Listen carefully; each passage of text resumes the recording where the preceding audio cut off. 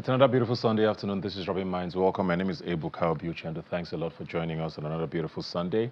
Yes, politics is still heavy in the air. A lot of defections are still making the news. And in the past week, we did see the official defection of the Akwa Ibom State governor, moving from the PDP to the APC. And we did hear the ultimatum he gave members of his government a week before, saying that anybody who doesn't move into the APC with him would have to resign. And we did see what I think at least one commissioner resigned his appointment, saying he wasn't going to be moving along with that. But that's basically the story of the nation as we speak today. A lot of politics is being discussed, and for a lot of people, it's quite jarring, considering the fact that the general elections are not until at least 2 years from now, or maybe a year and a half. We still have a lot of economic issues to tackle. Insecurity is heavy on the minds of a lot of people. But politics has taken over, and what does that mean for the average Nigerian who is still struggling on a daily basis to get a good meal on their table? We're currently celebrating Salah across Nigeria and with the Muslim faithful across the world, and of course, happy Salah to all of those who are watching. But I feel like this holiday has also been a reflection of the economy. Most people have, for the first time, realized how expensive a ram is, for example. And I saw a lot of people tweeting yesterday that this is the first Salah that has gone past 24 hours and they haven't had one meat to eat. But here we are talking politics. Well, I'm joined now virtually by Onoja Ilemona, who's a legal practitioner, and maybe he'll help me understand why we are here already at this point. Onoja, good to see you again. How are you doing? I'm very well, thank you. Okay, it has been a long time. It's good to see you again. Same here. So, I mean, why are we so heavy on the politics already? We haven't tackled our economic issues. We haven't fixed insecurity. For a lot of people, these two issues are top of mind for a lot of Nigerians. And some would even tell you that things have gotten worse than they were. And here we are already talking about 2027. The Nigerian Bureau of Statistics promised us a rebase of the GDP, which was quite controversial, but even that hasn't been done. And here we are talking defections and politics and 2027. Why are we here? We're here simply because the ruling party, the government in power, the people that populate that government have nothing else to do, nothing else to talk about. If they were delivering good governance, we would have been talking about good governance. If they were delivering security, we would have been talking about security. If they were delivering a productive economy, we would have been talking about that. We're here because, and we're talking politics and focusing on the political alignment and realignment of our political elite, simply because in the mind of the average Nigerian, what we have agreed is that the 4 years between 2023 and 2027 have gone to no issue. They're wasted 4 years, years of locusts, cankerworms, caterpillars, and whatever have you. We have told ourselves what the agreement is we're going to suffer this 4 years. When is the earliest possible time when we can change it? We do not trust this government to change it. When is the next possible time we can change it? 2027. And so everybody has moved away from 2023. Everybody has recognized nothing is going to change. Things are only just going to get worse. When can we stop the bleeding? When can we begin to cut out the cancer that this administration is visiting on its people? The soonest possible time is 2027. And so this is just fast forward in the minds of many people. And it is copium, it is hope that in the next 2.5 years or 2 years, we should be able to be, at this time, be ushering in a good new government to do the things that that will bring us some sort of relief as Nigerians. There's nothing else to look forward to. There's nothing else to hang hope on. There's nothing that is coming out of this administration that is indicative that there will be any change in our fortunes anytime soon. So why should we be talking about anything else? That the administration itself has focused on 2027, that all their attention is geared towards 2027, that is the politicking, rather than the delivery of governance. That is the focus of our political class, just shows you that everybody is a write-off. If there was anything else, I'll tell you, before the 2015 elections, You could hear people from President Jonathan's administration speak about GDP growth, speak about single-digit inflation.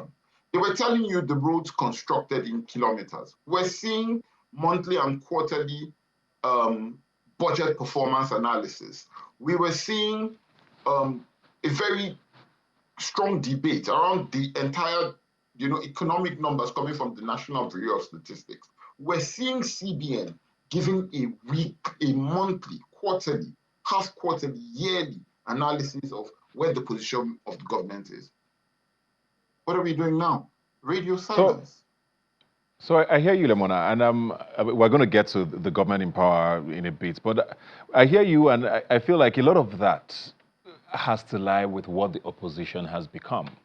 Because it's when times get testy that opposition parties are supposed to prove their mettle and show that, okay, we are the better option and we're going to, this is what we're presenting to you. And yes, we can talk all we want about the Labour Party and the other ones, but the PDP was in government for many years, has been in opposition now for about 10 years. And we saw when the PDP was in power what the opposition did. No matter how powerful our presidents were, we always had opposition governors or leaders who spoke up. This seems very different. Like I said at the opening of this show, we just had the governor of Akwa Ibom State's defect. I think with the PDP now, there's probably about, I'm not sure what the number is now, about 10 PDP governors left, give or take. And of those 10, most people know that it's just a matter of time. We've seen the governor of Osun State visit Mr. President a few days ago. That already sent tongues wagging. Nobody's speaking up. Nobody seems to be giving any sort of pushback. Mr. President, in his capacity as an opposition between 1999 and 2003, did push back to the PDP president at the time. None of that is happening now. Why then shouldn't the president be comfortable? I would say two things, maybe three. First things first, I will mirror the disappointment. And I'll put my hand up here. I'm a member of the People's Democratic Party, have been for many, many years. I'll put my hands up here and I'll echo the disappointment I hear in your voice and the disappointment I know that millions of Nigerians feel at the lack of cohesion, lack of functionality, lack of direction that our party seemingly has or suffers from at the moment. It is in many ways deeply, and I'll say this with all sense of responsibility, deeply disappointing. There are many people within the party ranks, people aged 20 to 30, 30 to 40, 50 and above, 50 and below, and whatever have you, who yearn desperately to go out into the party or into the country to, scream about the works that the PDP used to do, to talk about the work that the PDP can be doing differently. It just isn't coming because there's a failure of leadership on many levels. And I think that the issues that plague the PDP are very well known in the country at the moment. So I probably won't beat that push too much.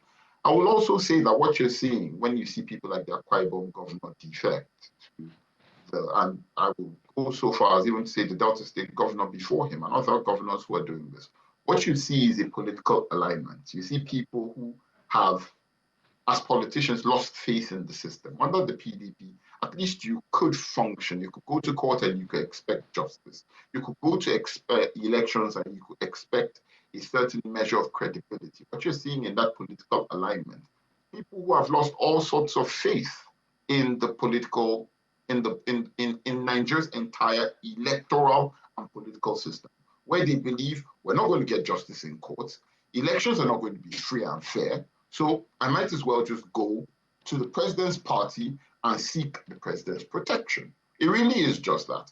It is an erosion of Nigeria's institutions between 2015 and today that has brought us there. How do I say so? In 2015, Muhammad Buhari, former president of the Federal Republic of Nigeria, came, attacked the judiciary, weakened the electoral umpires, didn't pass an electoral amendment bill and it was too late for it to apply to him, attacked the judiciary, weakened it. We've seen a continuation of all those sorts of things to the point where these institutions are now in a place where they fail to deliver credibility. Nobody believes that they're going to go to the courts and that any electoral malpractice is going to get corrected in the courts. And so we're well on our way to a one-party state by design. It isn't because this is what the people want. It isn't because the opposition parties, we can function much better, but it's not because we're not functioning. It is simply because by design, one, politicians are selfish. And so those who have destroyed our institutions and reigning it and lording it over people and negotiating with others and say, if you come over to our political party, we will then make these debased, these destroyed institutions work in your favor. If anything, it is a strong condemnation. It is a strong criticism. It's a strong, as much as it is a criticism on the political class and on the PDP and the elected officials who are going to the APC, it is a criticism on the government itself that the failure in safeguarding, protecting, and promoting our institutions is so monumental that nobody believes that everybody believes that outside of the APC, they cannot get justice, they cannot get freedom, they cannot get fairness. And so everybody's just going there. Nobody's doing it on behalf of the people. People are just doing it on behalf of their own selfish interests. And it is in the interest of politicians to be selfish. I'd like to say that at some point, Nigerians are going to have to learn. Politicians use us every day.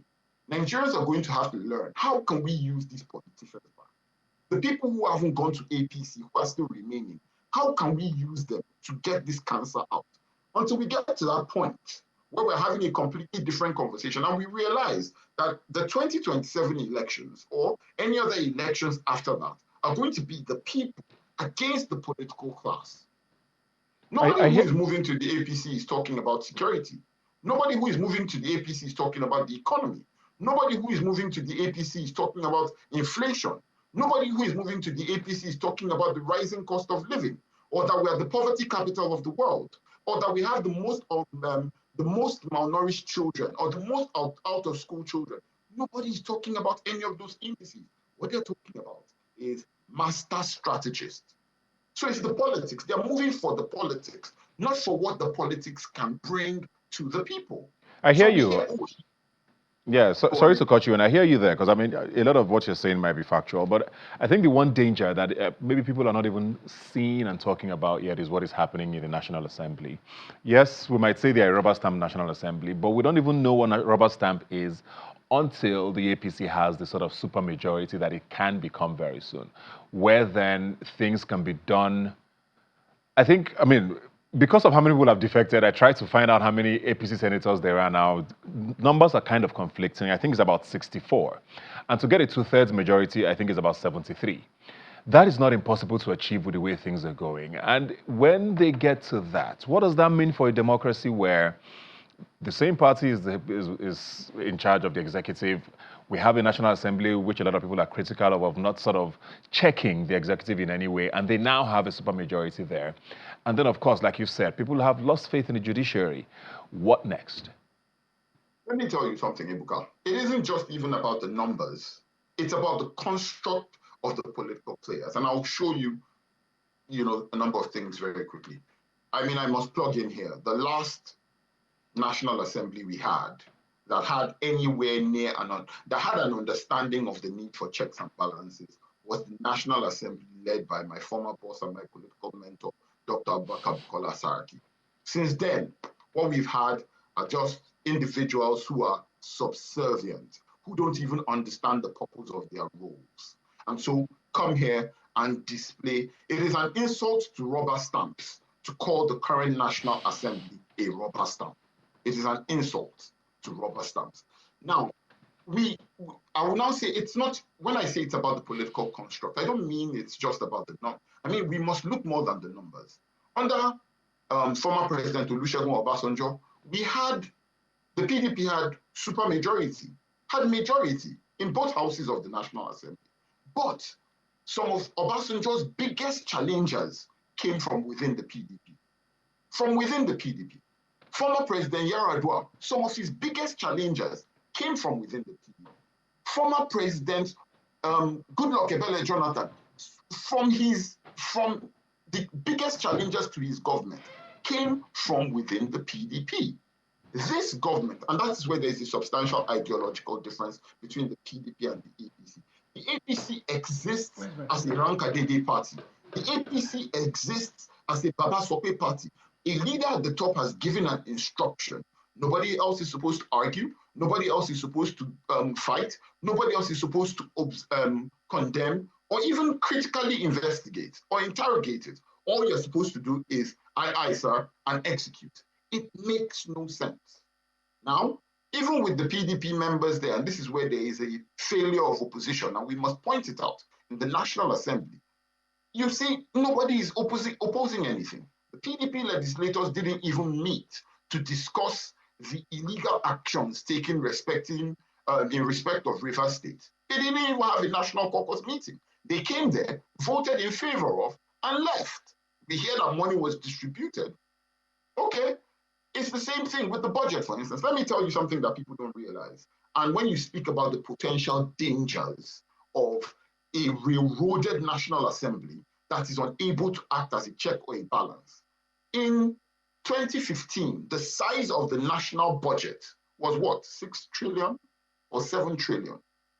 The budget that President Tinubu placed before the National Assembly had 6 trillion, 6.5 trillion inserted into it by the National Assembly. The budget of the whole country, barely 10 years ago, was inserted by the National Assembly into the 2025 budget. It shows you the nature, and people think it's a joke. Before, we used to have to deal with what do they call it?